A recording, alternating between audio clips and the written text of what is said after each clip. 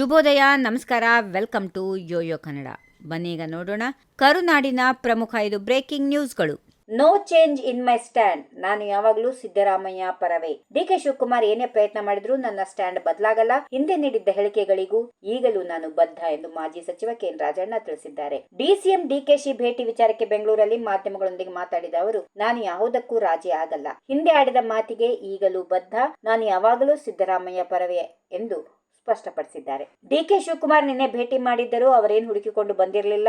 ಅವರು ಪಾರ್ಟಿ ಅಧ್ಯಕ್ಷರು ಮಾತಾಡ್ತಾರೆ, ಯಾರನ್ನು ಬೇಕಾದ್ರೂ ಮಾತಾಡಿಸಬಹುದು. ಪಕ್ಷ ಸಂಘಟನೆ ವಿಚಾರವಾಗಿ ಭೇಟಿ ಮಾಡಿದ್ದರು. ಪಕ್ಷ ಸಂಘಟನೆ ಮಾಡೋಣ ಅಂದ್ರು. ನಾನು ಆಯ್ತು ಅಂದೆ. ಅದರ ಹೊರತಾಗಿ ಬೇರೆ ಯಾವುದೇ ವಿಚಾರಗಳು ಚರ್ಚೆ ಆಗಿಲ್ಲ ಎಂದು ಹೇಳಿದ್ದಾರೆ. ನನ್ನ ಸಿಎಂ ನಡುವಿನ ಒಂದು ಒಪ್ಪಂದವಾಗಿದೆ. ಹೈಕಮಾಂಡ್ ಒಂದು ಒಪ್ಪಂದಕ್ಕೆ ತಂದಿದೆ. ಆ ಪ್ರಕಾರ ನಾವಿಬ್ಬರು ನಡೆದುಕೊಂಡು ಹೋಗುತ್ತೇವೆ ಎಂದು ಡಿಸಿಎಂ ಡಿಕೆ ಶಿವಕುಮಾರ್ ಅವರು ತಿಳಿಸಿದರು. ಗೋಕರ್ಣದಲ್ಲಿ ಮಾಧ್ಯಮಗಳ ಪ್ರಶ್ನೆಗೆ ಶಿವಕುಮಾರ್ ಅವರು ಪ್ರತಿಕ್ರಿಯೆ ನೀಡಿದರು. ನಮ್ಮ ಮಧ್ಯೆ 2.5 ವರ್ಷದ ಒಪ್ಪಂದ ಆಗಿಲ್ಲ ಎಂಬ ಸಿಎಂ ಹೇಳಿಕೆ ಬಗ್ಗೆ ಕೇಳಿದಾಗ, ಅವರು 5 ವರ್ಷ ಇರಲ್ಲ ಎಂದು ನಾನು ಯಾವತ್ತೂ ಹೇಳಿಲ್ಲ.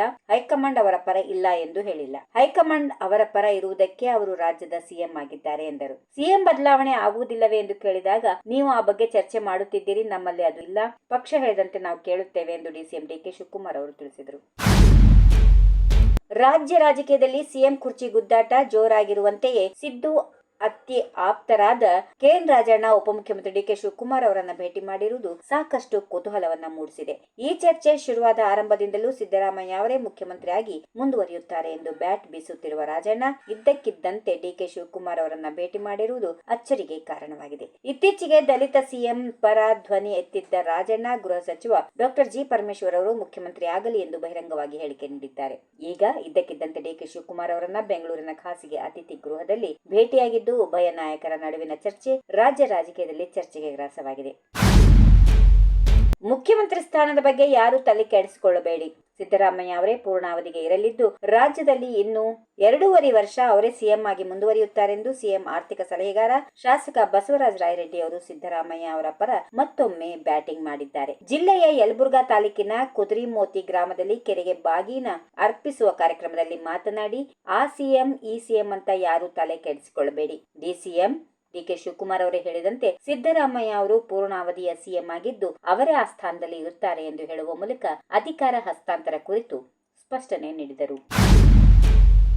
ಮುಖ್ಯಮಂತ್ರಿ ಸ್ಥಾನದ ಬದಲಾವಣೆ 2.5 ವರ್ಷ ಒಪ್ಪಂದದ ಬಗ್ಗೆ ಇವರಿಗೆ ಅಡ್ಗೋಡೆ ಮೇಲೆ ದೀಪ ಇಟ್ಟಂತೆ ಮಾತಾಡುತ್ತಿದ್ದ ಮುಖ್ಯಮಂತ್ರಿ ಸಿದ್ದರಾಮಯ್ಯ ಅವರು ಇದೇ ಮೊದಲ ಬಾರಿಗೆ ನನ್ನನ್ನು ಯಾರು ಅಲಗಾಡಿಸಲು ಸಾಧ್ಯ ಇಲ್ಲ. ಸಿಎಂ ಸ್ಥಾನಕ್ಕೆ 2.5 ವರ್ಷದ ಒಪ್ಪಂದ ಆಗಿಲ್ಲ. ನಾನು ಆಯ್ಕೆ ಆಗಿರುವುದು 5 ವರ್ಷಕ್ಕೆ ಎಂದು ಸ್ಪಷ್ಟವಾಗಿ ಹೇಳಿದ್ದಾರೆ. ಜೊತೆಗೆ ಹೈಕಮಾಂಡ್ ನಾಯಕರು ನನ್ನ ಪ್ರಕಾರ ನನ್ನ ಪರವಾಗಿ ಇದ್ದಾರೆ. ಹೈಕಮಾಂಡ್ ತೀರ್ಮಾನ ಮಾಡಿದರೆ ಮುಂದೆಯೂ ನಾನೇ ಮುಖ್ಯಮಂತ್ರಿ ಎಂದು ತಿಳಿಸಿದ್ದಾರೆ. ಉತ್ತರ ಕರ್ನಾಟಕದ ಸಮಸ್ಯೆ ಕುರಿತು ಚರ್ಚೆ ಮೇಲೆ ಉತ್ತರಿಸಿರುವ ಸಂದರ್ಭದಲ್ಲಿ ಮುಖ್ಯಮಂತ್ರಿ ಸ್ಥಾನದ ವಿಚಾರವಾಗಿ ಪ್ರತಿಪಕ್ಷ ಶಾಸಕರು ಮತ್ತು ಮುಖ್ಯಮಂತ್ರಿ ಸಿದ್ದರಾಮಯ್ಯ ನಡುವೆ ಬಿಸಿ ಚರ್ಚೆ ನಡೆಯಿತು. ಇದೇ ವೇಳೆ ಕಾಂಗ್ರೆಸ್ನ ಹಿರಿಯ ಸಚಿವರು ಮತ್ತು ಶಾಸಕರು ಮುಖ್ಯಮಂತ್ರಿ ನೆರವಿಗೆ ಬಂದು ಮುಖ್ಯಮಂತ್ರಿ ಬದಲಾವಣೆ ಕುರಿತು ಶಾಸಕರ ಬಳಿ ಯಾವುದೇ ಚರ್ಚೆಯಾಗಿಲ್ಲ. ಈ ಚರ್ಚೆಯೇ ಅನವಶ್ಯಕ ಎಂದು ಸಿದ್ದರಾಮಯ್ಯ ಪರ ನಿಂತರು.